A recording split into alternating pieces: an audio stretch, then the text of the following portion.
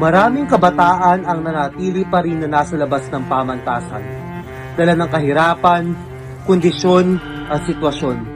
Nais man nilang hawakan ang lapis at kwaderno ay pinagkakait sa kanila ito ng mundo. Marami ang kumakatok, ngunit hindi makapasok sa lipunang may sistemang tatsulok. Sistemang bulok na pilit silang kinakadena, nakatali ang kamay, nakapiring ang mata. Mga katutubong pinagmamalaki ang kultura, ngunit ang sistema'y bastos at nanghuhusga. Kulang sa pasilidad, hindi angkop sa lahat. Ganyan dito sa Pilipinas na nanatiling salat. Dekalidad na edukasyon ay hindi nagiging sapat. Inklusibo ang sagot, yan ang karapat-dapat.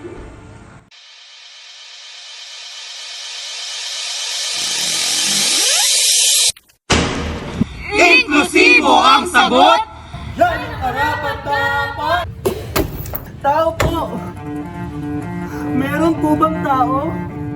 Taong maaaring buksan ng isipan at huwag manatiling nakaupo.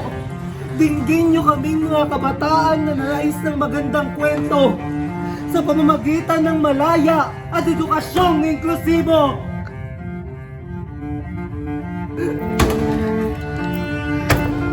Tao po! Nandito kami sa tapat ng pinto. Naghahangad ng pagbuksan at pamasukin nyo. Dinggin nyo kami at hayaang makaupo. Edukasyon para sa lahat. Nais namin sa mundo.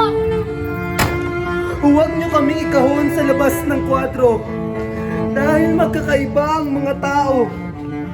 Kami hindi magkakapareho.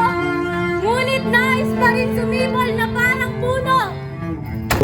Heto na! At kakalasin namin ang kandado kasama ang mga kabataan na sasabay sa amin sa pagtayo. Kami ay sisigaw sabay-sabay ng marinig ng mundo. Kayo po na nakaupo, pakibukas naman ang pinto. Kayo po na nakaupo, subukan nyo namang tumayo.